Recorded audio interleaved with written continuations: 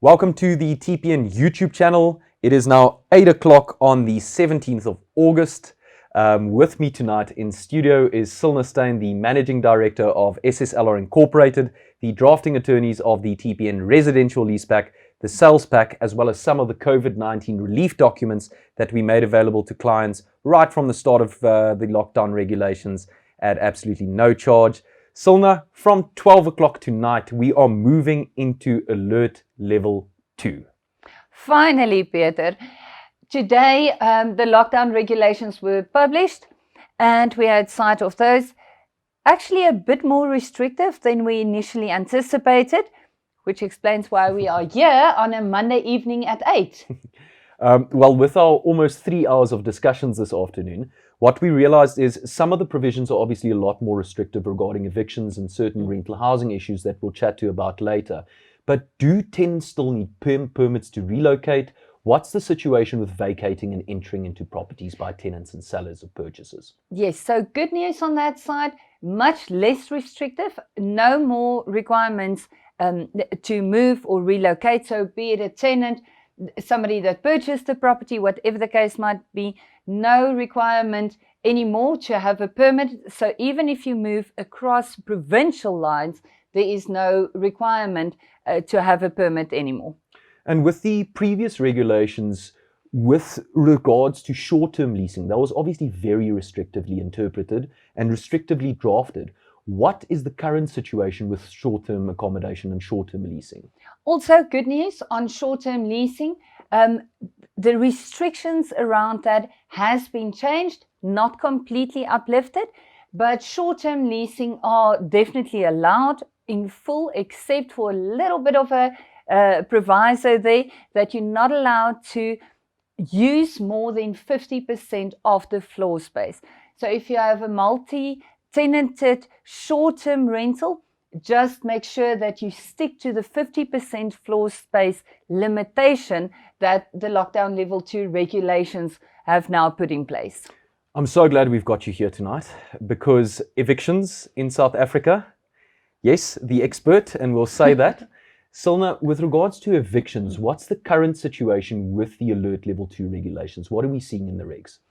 So the regulations around evictions, on first sight, it seemed a lot more restrictive, but after we've discussed it, it actually just clarifies how we should be approaching the court. So I'm going to take you back to level 5, when we didn't even know that's level 5, but the full lockdown, and then level 4 and level 3.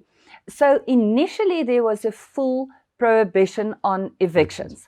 Then in alert level 4, we were allowed to obtain eviction orders, but we could not execute those eviction orders in alert level 4. Then when we came to alert level 3, it was already less restrictive. The regulation said a court may suspend your eviction order. So SSLR have obtained quite a few evictions during alert level 3, and a lot of those orders were ordered either to be executed within 5 days from the end of alert level 3. That means next week. A lot of them were ordered to only be executed 90 days from the end of alert level 3. And some of them were granted where the court said as soon as the regulations allow. So unfortunately, those we can't execute, but the good news is there are eviction orders that we've obtained in alert level 3 that can now be executed. Now moving to alert level 2, what the regulations are saying is it no longer refers to the end of alert level 2. It actually refers to the end of the state of disaster. So what this now means is we can definitely bring eviction applications as we did in level 4, as we did in level 3. But what this means is the execution of these orders must be stayed until the end of the state of disaster. However, level 2 regulations has a specific set of elements that you need to bring to the court's attention, where you can ask the court to authorize the sheriff to still execute the eviction even during alert level 2. This is in the court's discretion, Peter. So when we go to court, we can ask the court, and luckily in the lockdown level 2 regulations, they set out very clear elements that we need to bring to the court's attention. In those circumstances, the court may grant an order authorizing the sheriff to execute our eviction orders, even if we're still in lockdown level 2. Just 2 rapid fire questions from my side. Number 1, the end of the national disaster. When is that? If I knew, Peter. Unfortunately, my crystal ball broke. But at this stage, we've seen extensions. At this moment, it was extended until the 15th of September. It can be extended after that period. So unfortunately, at this point, I cannot answer that question. It will be either when it lapses or if the minister ends and terminates the state of disaster. And also these level 2 regulations, do they apply to commercial properties or only to residential? Only to residential properties. So all our commercial evictions able to execute. We've obtained quite a few eviction orders on commercial properties during alert level 3. Those have already been executed, so no limitation on execution of commercial eviction orders. So we've gone a roundabout way of explaining Regulation 30 or 53 to everybody right now. Regulation 54 deals specifically with the Rental Housing Act, unfair practice regulations, as well as the changes to the rental legislation at this point in time. So I'm just going to read something from Regulation 54 dealing specifically with late payment penalties, strangely enough. The imposition of any penalty for late payment of rental where the default is caused by the disaster, whether or not the penalty takes the form of an administrative charge or any other form other than interest. It looks to me as if they've taken this very, very closely from the Gauteng unfair practice regulations and sort of made it applicable nationally. 100%. And the impact of that is obviously that a landlord may then only charge interest on arrear rentals. So no other penalties, nothing else. So it is, I think we are so used to the Gauteng unfair practice regulations, but this is now on a national level. And then something very, very interesting from the regulations we also saw is that the failure of a landlord or tenant to engage reasonably and in good faith to make arrangements to cater for the exigencies of the disaster is now seen as an unfair practice. So landlords and tenants are also prompted to negotiate, to speak to each other and come to an arrangement as a result of the pandemic.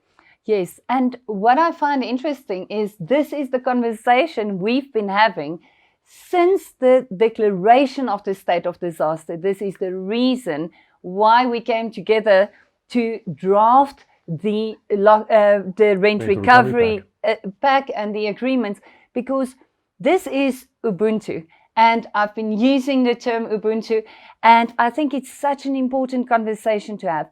What the regulations require from landlords and tenants alike, and I think that we need to make very clear. This is not a requirement just on the landlord.